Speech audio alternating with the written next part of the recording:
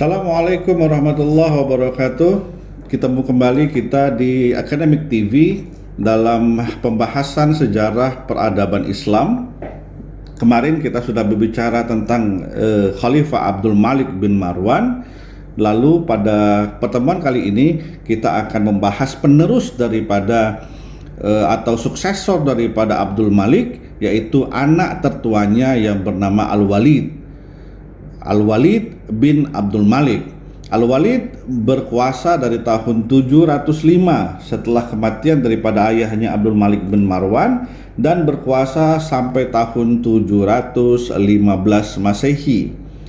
Abdul Malik bapaknya sudah merencanakan putra mahkota Al-Walid yang akan nanti menjadi penerus dia ketika dia sudah wafat sejak masa hidupnya.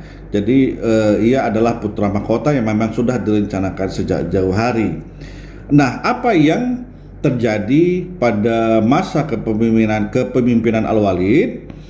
Al-Walid adalah seorang raja yang dianggap sebagai salah satu raja atau salah satu khalifah yang hebat pada masa peradaban pada sejarah peradaban Islam. Kenapa demikian? Karena pada masa pemerintahan Al-Walid lah banyak terjadi perluasan wilayah kekuasaan Islam, dan itu pencapaiannya sangat luar biasa dibandingkan dengan apa yang telah dicapai sebelumnya. Bahkan sejarawan membandingkan pencapaian perluasan wilayah kekuasaan Islam pada masa Al-Walid ini dengan pada masa kepemimpinan Khalifah Ar-Rasyid, yaitu Umar bin Khattab. Mereka mengatakan jauh lebih luas pencapaian yang dicapai oleh Al-Walid ini. Contohnya sebagaimana yang diceritakan oleh para ahli sejarah bahwa kawasan Asia Tengah, hampir seluruh Asia Tengah dikuasai oleh Islam, berada pada kekuasaan agama Islam pada masa Al-Walid ini berkuasa. Sebagaimana yang kita dapatkan dalam buku-buku sejarah, ketika Al-Walid mengganti Yazid bin Muhallab dari posisinya sebagai gubernur di Khurasan, digantikan oleh Qutaibah bin Muslim.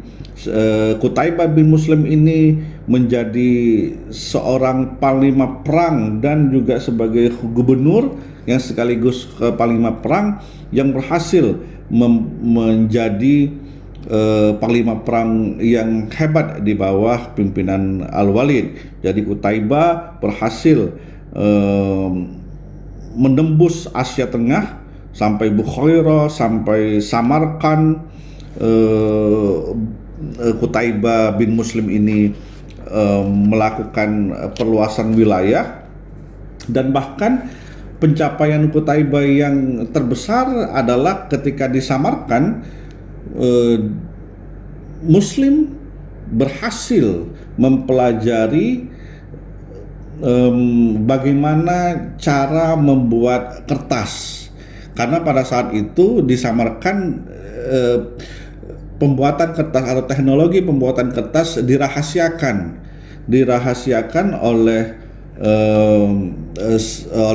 oleh kerajaan Cina yang berkuasa di Samarkand, karena mereka menganggap bahwa ini adalah pencapaian luar biasa sehingga jangan sampai ada wilayah lain yang menguasai ini, sehingga dirahasiakanlah pembuatan teknologi pembuatan kertas itu. Tapi ketika Qutaibah berhasil menaklukkan Samarkand, rahasia pembuatan atau rahasia teknologi pembuatan kertas berhasil dikuak oleh pasukan Muslim. Bahkan Turkistan juga berhasil dikuasai oleh Qutaibah pada masa itu, dan bahkan kerajaan atau kekaisaran Cina pada saat itu sangat menghormati bala tentara Islam, yang dibuktikan dengan banyak hadiah-hadiah yang diberikan oleh kekaisaran Islam ketika berhasil menguasai Asia Tengah pada saat itu. diberikan oleh para kaisar Cina. Kemudian juga tidak hanya di Asia Tengah bagian utara, namun juga di Asia Tengah bagian selatan dan tengah, di mana India, kemudian Afghanistan, Pakistan, Sri Lanka itu berhasil dikuasai oleh bala tentara yang dikirim oleh Al-Walid. Pada khususnya tentara-tentara di kawasan India, Pakistan, Afghanistan, Sri Lanka tersebut dipimpin oleh Abdurrahman bin Muhammad, dan juga pasukan yang dipimpin oleh Muhammad bin Qasim yang berhasil memperluas ke daerah kekuasaan Muslim yang khalifahnya itu Al-Walid sampai ke daerah Punjab, sampai di daerah Multan, sampai di daerah Hyderabad, sampai di daerah Sindh yang merupakan kawasan sekarang antara kawasan India, Pakistan dan Sri Lanka. Kemudian juga pada tahun 711 terjadi pencapaian yang luar biasa, yaitu penaklukan Eropa yang dipimpin oleh seorang letnan dari Musa bin Nusair. Siapa nama letnan yang dikirim oleh Musa bin Nusair tersebut? Adalah Tariq bin Ziyad.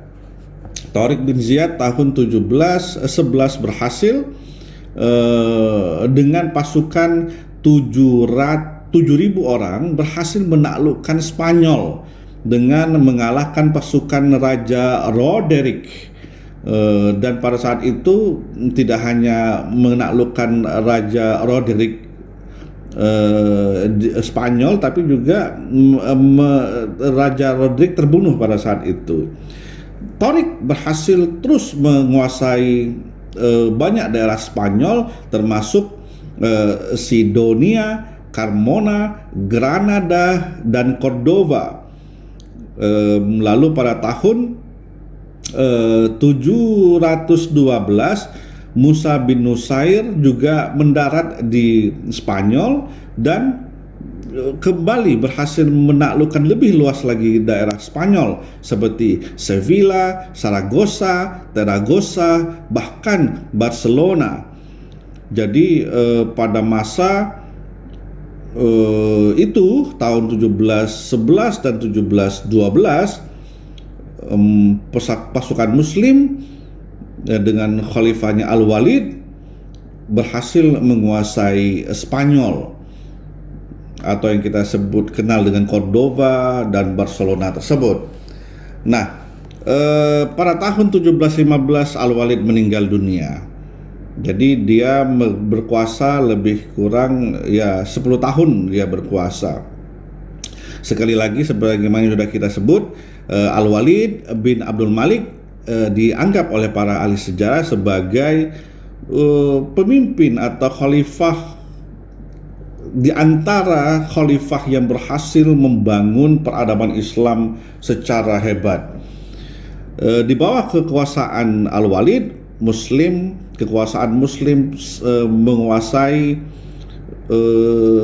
Asia Timur, Asia Tengah, Asia Utara, Asia Selatan, bahkan Spanyol. Dan kekuasaan tersebut tercatat pada masa Al-Walid, kekuasaan Islam mencapai 3 benua: benua Asia, benua Afrika, dan benua Eropa. Salah satu juga pencapaian yang dianggap fenomenal oleh para ahli sejarah di masa kekuasaan Al-Walid adalah bahwa Al-Walid berhasil membangun Masjid Al-Walid di Damaskus yang dianggap pada masa itu sebagai masjid terluas yang ada di dunia. Lalu dia juga memperluas Masjid Nabawi di Madinah dan juga memperbaiki serta meluas Masjid Aqsa di Yerusalem.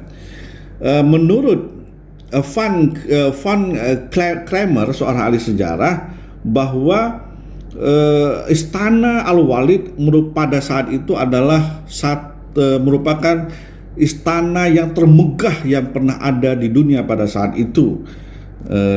di mana dinding-dindingnya dipenuhi dengan hiasan emas, mozaik dari emas, dan juga lantainya terbuat dari marmer.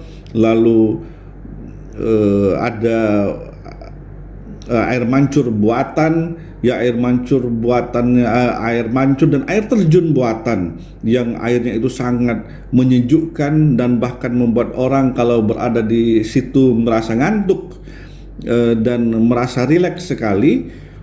Ada di Istana Al-Walid pada saat itu air mancur dan air terjun yang demikian besar itu. Bahkan langit-langit istana tersebut terbuat dari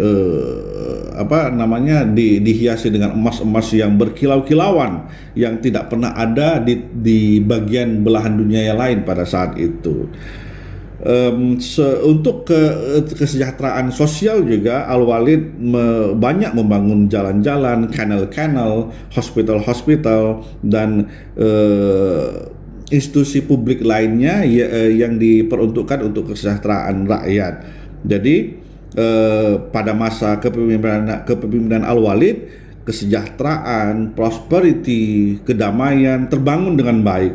Bahkan kaum-kaum Syiah dan kaum-kaum Khawarij yang terkenal pada masa sebelumnya selalu melakukan pemberontakan. Tidak ada pemberontakan dari Syiah, tidak ada pemberontakan dari kaum Khawarij pada masa kepemimpinan Al-Walid. Semuanya damai, sejahtera, karena memang Al-Walid adalah raja yang khalifah yang berhasil mensejahterakan masyarakatnya pada masa itu.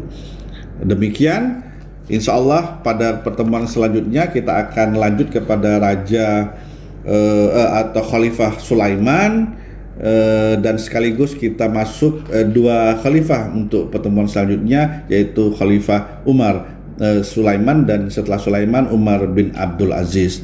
Demikian, semoga kita selalu berada dalam rahmat Allah Subhanahu wa taala, selalu menyaksikan siaran Akademik TV. Terima kasih. Assalamualaikum warahmatullahi wabarakatuh.